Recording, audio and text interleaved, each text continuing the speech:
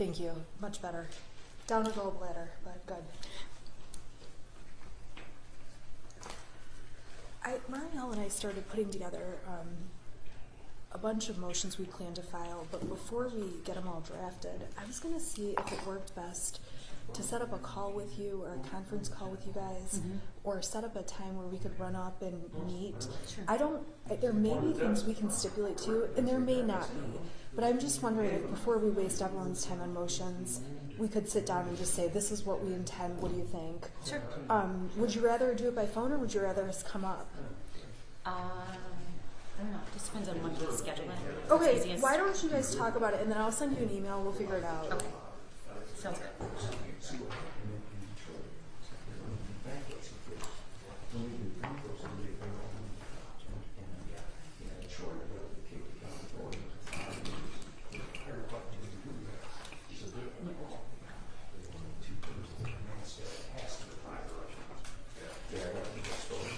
Have to, there's no way out, because it's gonna drop over to the job.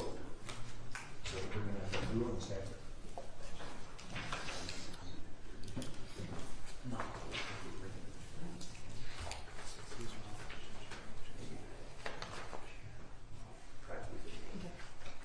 What? Yeah.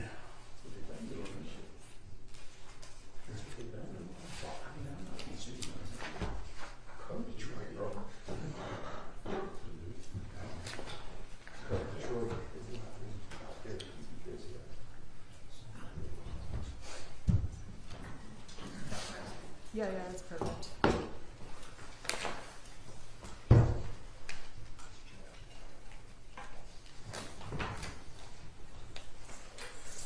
That's good.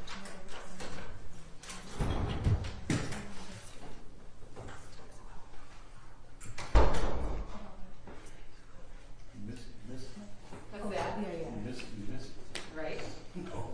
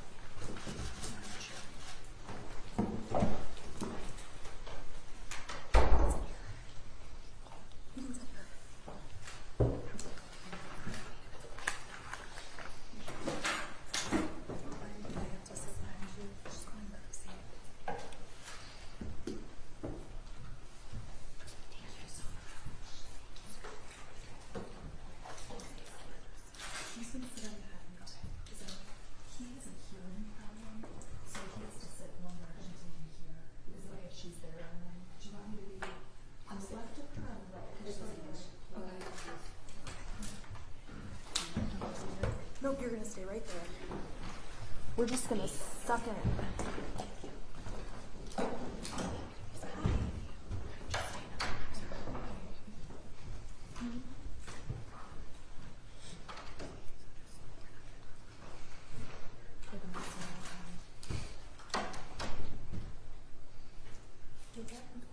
I talked to your dad this morning. He was really concerned because they don't have any.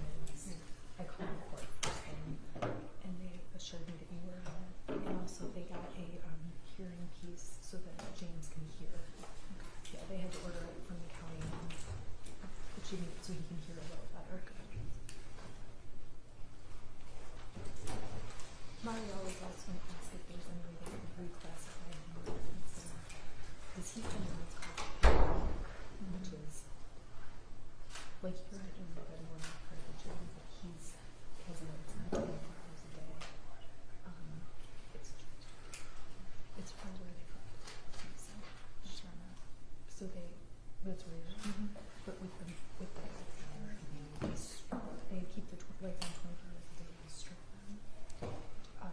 Like do restrictions things. You guys have your lights off and on, right? I do, some of them don't. Some of them don't. The ones he's in don't, and then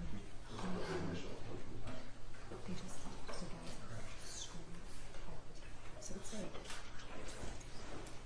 it's horrible.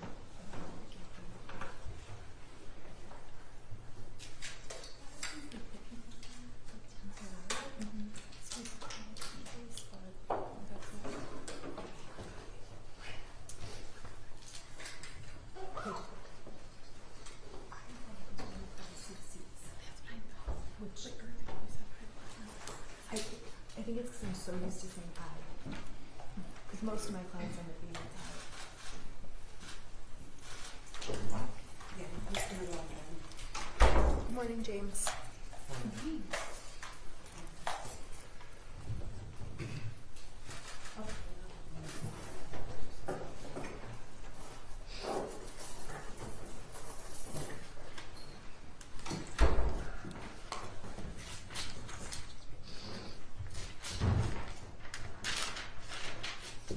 Hey, Mariel, can I have a pencil too? Yeah. I left without a notepad, but I had everything like written down and typed out. Thanks. Today's Mariel's 40th birthday, you guys. Doesn't she look older?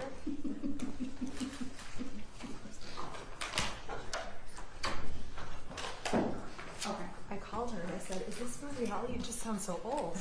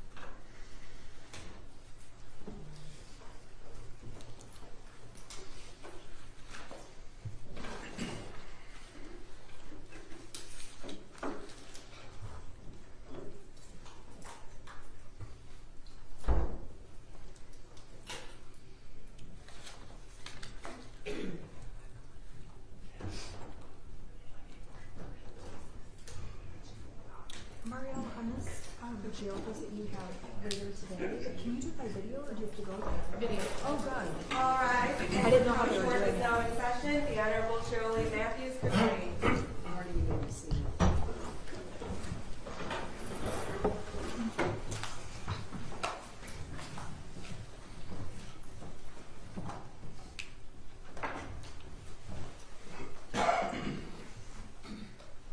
Your Honor, calling People versus James Crumbley, case number 22-279-989FH.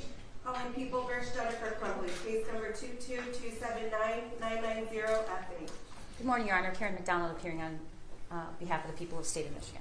Thank you. Mark Keith on behalf of the people. Good morning. And good morning, Your Honor. I'm Shannon Smith. To keep it easier for the court, I'm going to continue to represent Jennifer Crumbley. Good morning, Your Honor. Marielle Lehman on behalf of James Crumbley. Well, I hope you're feeling better. I am, thank you. I'm down a gallbladder, but doing much better. Glad to hear that. Well, you can all be seated. There's an agreed upon joint representation waiver form, correct? That's correct. That's correct, Your Honor. And are your clients prepared to sign this form? They are, Your Honor. They are, Your Honor. Okay. So I'm going to ask each, you can stand if you'd like, Go ahead or and sit. stand up. Could you both raise your right hand? Could you raise your right hand, Mr. Thomas? Do you swear or affirm the testimony you're about to give is the truth, so help you God? Yes. Yes, sure. All right, you can put your hand down. You know what, Your Honor, we had asked Ms. Burgess if there was a earpiece Mr. Crumbley could use. He's hard of hearing. Oh. I know that an order was placed to the county. He has just I was not aware of this at all. Okay, I emailed your chambers. Is it possible if we just check and see if it's available? Yeah, It's okay. it's a court administration issue.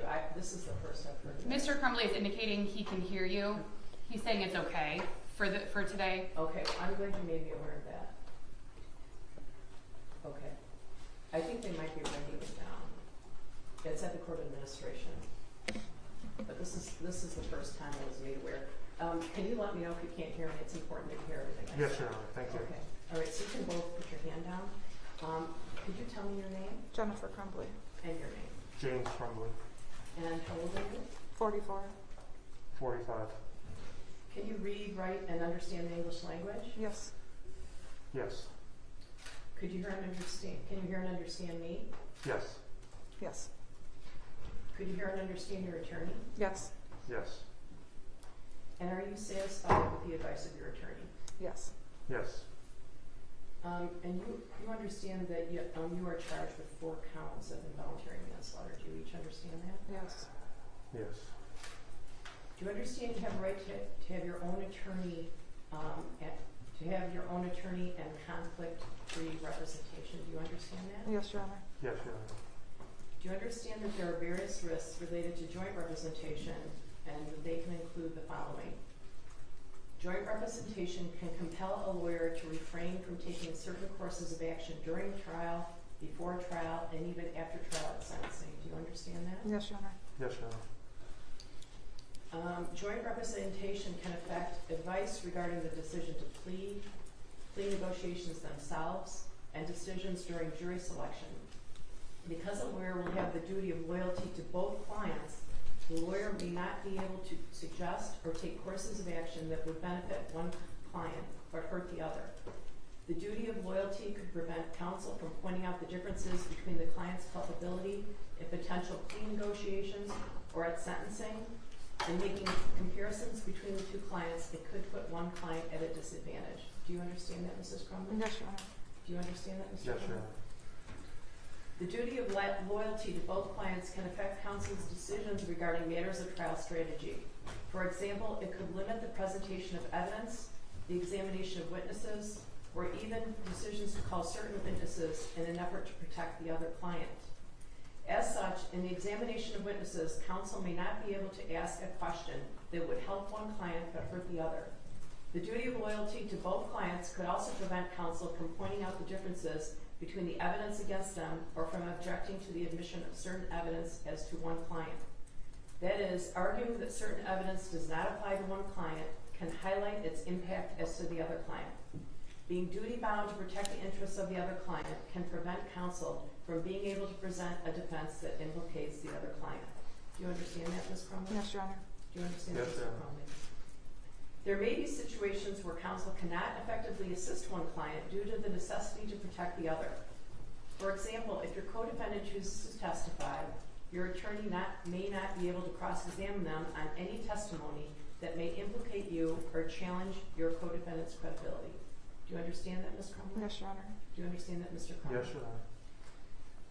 A lawyer has a duty to preserve their client's confidences and secrets, and either that duty may become compromised in the situation of joint representation, or counsel may not be able to share certain facts with one of the clients. Do you understand that, Ms. Crumbley? Yes, Your Honor. Do you understand that, Mr. Yes, Crumbley? Your Honor.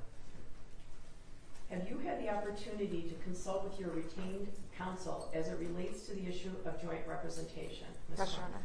Yes. Have you been given the opportunity to consult with independent appointed counsel regarding joint representation and the potential for conflicts of interest? Yes, Your Honor. Yes, Your Honor.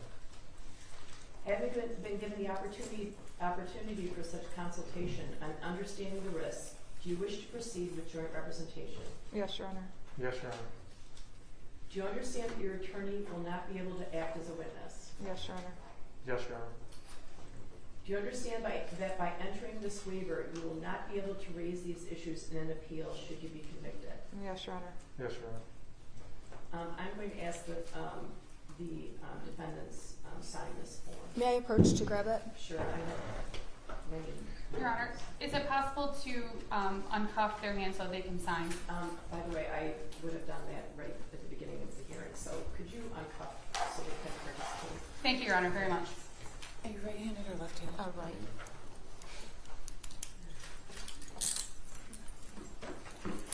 Just for the record, this is the same form that was admitted as People's Attached Exhibit G to the original motion, and it was read verbatim. Yeah, it was supplied to me, and my understanding is that both defense counsels and the prosecutor agreed to this form. That's correct, Judge. Thank you. All right, thank you.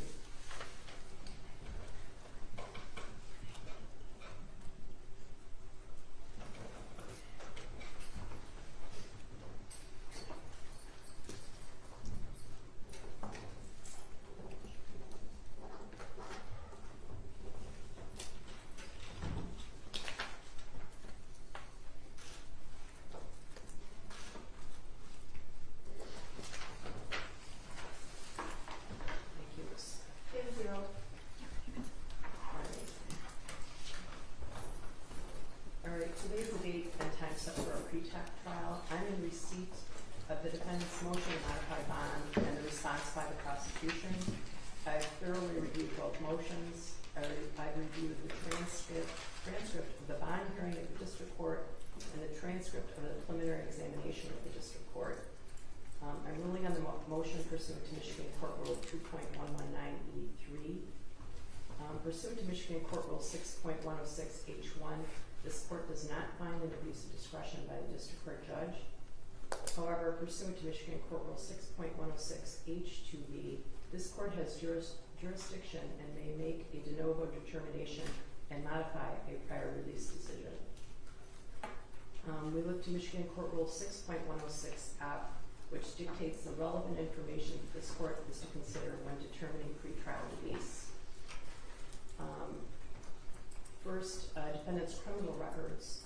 Based on the report of pretrial services, Mr. Crumbley has older convictions for traffic offenses, including drunk driving and some old misdemeanor convictions for bad checks. Similarly, Jennifer Crumbley has older convictions for traffic offenses, including drunk driving and a misdemeanor conviction for a bad check. Next, history of substance abuse or addiction. Although both defendants have a drunk driving conviction, those convictions are at least 17 years old. The court is not in receipt of any documented history of substance abuse or addiction. Defendant's mental condition, including character and reputation for dangerousness. Neither defendant has any documented history of violence, dangerousness, or a mental health condition. Seriousness of the offense charged, the presence or absence of threats, and the probability of conviction and likely sentence. These charges are obviously very serious. The sentencing guidelines in these matters indicate a prison term. The defendants argue that there is a low likelihood of conviction on these matters, while the prosecution indicates they expect to convict. I reviewed the testimony of the preliminary examination in this matter, where the district court judge found probable cause. However, this court finds that the probability of conviction in this matter is too difficult to gauge or predict. Defendant's employment status and history and financial history insofar as these factors relate to the ability to post money bail. Both defendants were employed at the time of these events, and their counsel seems to indicate that they would each be prepared to post a $100,000 cash or surety bond, but the court has no additional information beyond that. The court must next consider the availability of responsible members of the community who would vouch for or monitor the defendants. Defense counsel has indicated they would be willing to supply information with regard to this factor in confidence, although at the moment these individuals are unnamed and unknown. Facts indicating the defendant's ties to the community, including family ties and relationships and length of residence. The defendants owned a home in Oakland County and both were employed. However, neither defendant is still employed, and the defense indicates the home was sold and used for attorney's fees. Therefore, although the defendants appear to have strong family ties to Florida, the court is not aware of current ties the defendants have to this community. Last, the court must consider record of appearance or non-appearance at court proceedings or flight to avoid prosecution. Defendants indicate they were devastated when they heard about the alleged actions of their son, felt unsafe in their home, felt hounded by the press, and found it necessary to leave. However, the chronology of events that occurred subsequent to the defendants leaving their home is not consistent with cooperation with law enforcement. Defendants seem to allege some kind of foul play or deceit by law enforcement in their approach to the arrest of the defendants. Upon a warrant being issued, law enforcement is not required to make an appointment with the defendant. It is the job of the police to ensure a swift, safe, and secure arrest, and this court believes that would have happened but for the defendant's actions. The defendant's actions were premeditated to conceal their whereabouts. The defendant's alternative view of the chain of events cannot be reconciled. The series of actions by the defendants and resulting manhunt supports the prosecution's proposition that the defendants were fleeing the jurisdiction. The behaviors supporting flight are insurmountable, as a primary purpose of a bond is to ensure a defendant's appearance. The defendant's own actions leading up to their arrest make the current bond appropriate. Therefore, I'm denying defendant's motion to reduce the bond. I'm committed to providing the defendants and the prosecution with a speedy trial. A trial in this matter will not be routine. Arrangements to be made by this court to accommodate the trial, including juror summons and jury selection, will be extensive. So I want to know what motions to anticipate, as well as when you will be trial ready. I have proposed trial date. So. Okay, Your Honor, the defense anticipates filing approximately 10 motions at this time. I spoke with Ms. McDonald this morning to see if we can set up a time, either by phone or to do an in-person meeting, to see if we can get some stipulations versus filing the motions. Appreciate that. We will be ready to start filing motions later this week and certainly next week. Okay. With respect to the bond motion, the defense is going to ask the court for a stay in this matter, only so that we can file an interlocutory appeal with the Court of Appeals. So if I can submit an order to the court today. A stay of... We have to ask the lower court for a stay so that we can file an interlocutory appeal on the bond issue. So I'm asking the court to stay this matter. I'm assuming this court's going to say no. Well, I'm not going to abstain orders, but I don't know why I need to stay it for you to appeal it. Right. I'm required to ask, and you either have to grant or deny, and then if I don't ask, the Court of Appeals makes me come back and ask. So I can just put together an order saying it's denied, and then we can file our appeal. The people would object to say, Judge, we want a speedy trial.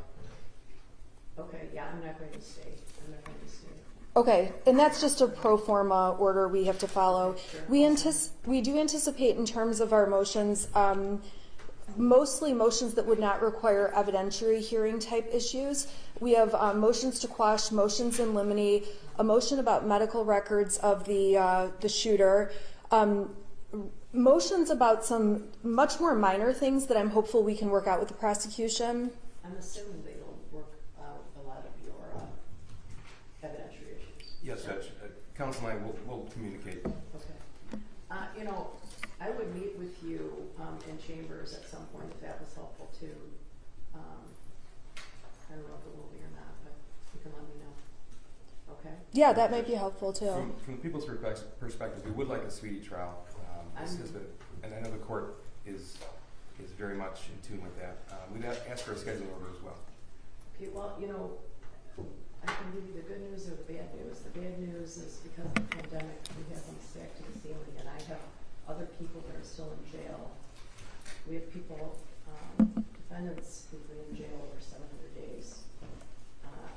On the other hand, my docket's quite good. So I was going to propose to you October 24th. That's fine with us, Renee. And I'm sure that's fine with us, Judge. It might seem like a long time away, but I went through the calendar and I'm trying to avoid things like the 4th of July and Labor Day, and I don't want a jury, you know, during Thanksgiving or Christmas. And I guess I feel like if we don't start the trial in the fall, but then it won't happen until January. And I'm very cognizant that your clients, at least at the moment, are still in jail. So if you have a strong objection to that date, you should let me know, because my court administrator is here, and you know, the courthouse has already been moving heaven and earth for the pandemic, to accommodate the pandemic.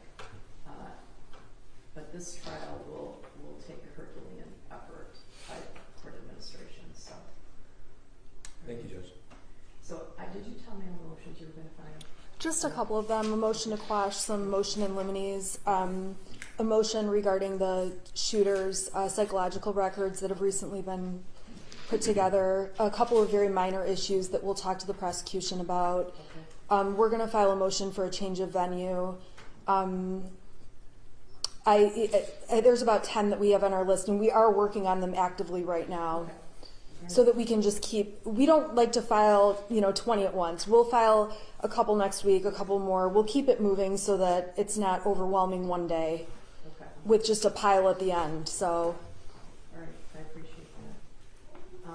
How about the prosecution? Are you filing any motions? Judge, I anticipate we will. I think at this point, most likely would be a motion for a non-standard jury instruction, as well as a motion limiting regarding the introduction of evidence. I think a lot will depend on the motions filed by defense, but we'll take it from there. And whatever scheduling order the court gives, the parties will adhere to that. All right. Can I give you a scheduling order now, or do you want to wait till some of these motions are filed? I'm fine with the scheduling order now. Okay. In particular, we were curious if the prosecution is using any experts, only because we would need to find rebuttal experts and that kind of thing. So, You know that yet? We'll let the court know as soon as that's determined. Okay. Yeah, I think that both sides are familiar with cases where, someone's unavailable or something happens and you ask the court for an adjournment, the court is willing.